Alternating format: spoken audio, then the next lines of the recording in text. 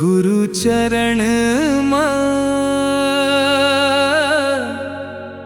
सत के शरण गुरु चरण सत के शरण शीश नवा के जीवन सफल हो जाते। गुरु चरण सत के शरण गुरु चरण सत के शरण शीश नवा के जीवन सफल हो जाते।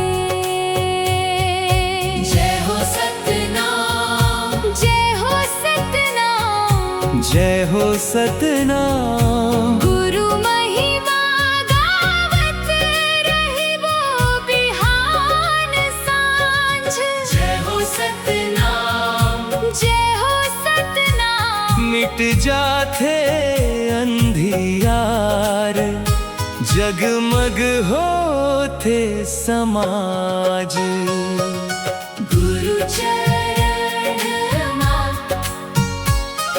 सत के शरण गुरु चरण सत के शरण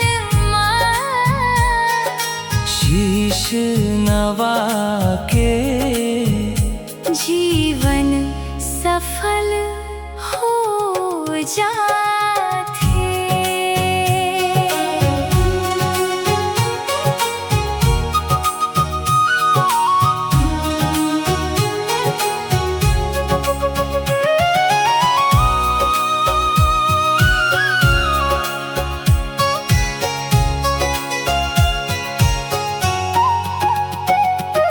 झूठ कपट के बादर छट जाते, सत्य के सूरज उग जाते।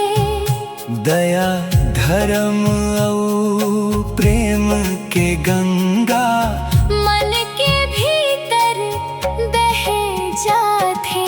गुरु चरण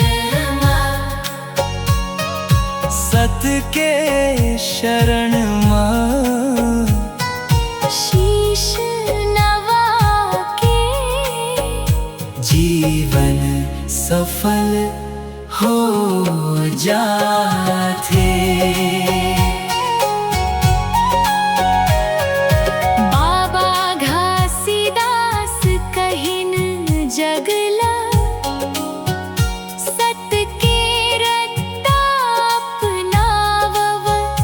जात पात के भेद भुला के सब लागले लगावव।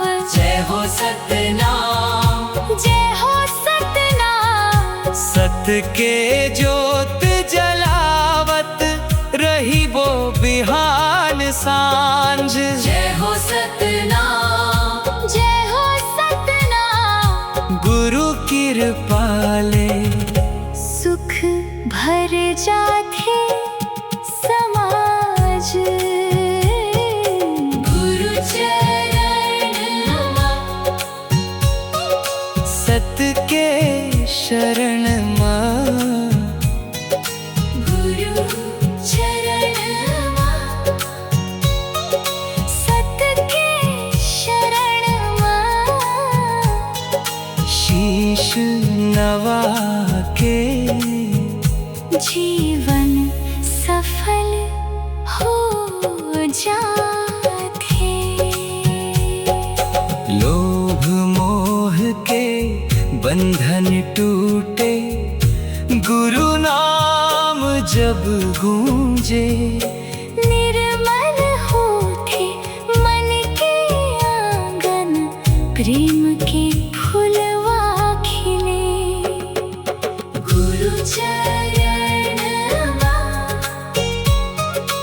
सत के शरण मां शीश नवा के जीवन सफल हो जाते। सफेद झंडा लहर लहर डोले, सत के संदेश सुनाते।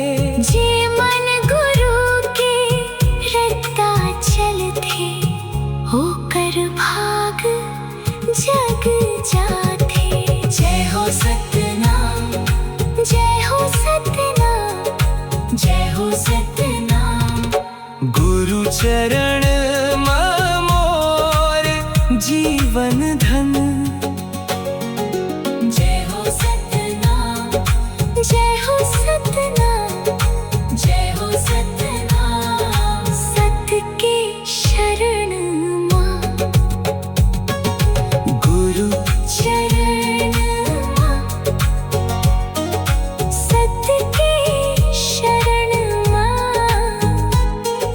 शीश नवा के जीवन सफल हो जाते।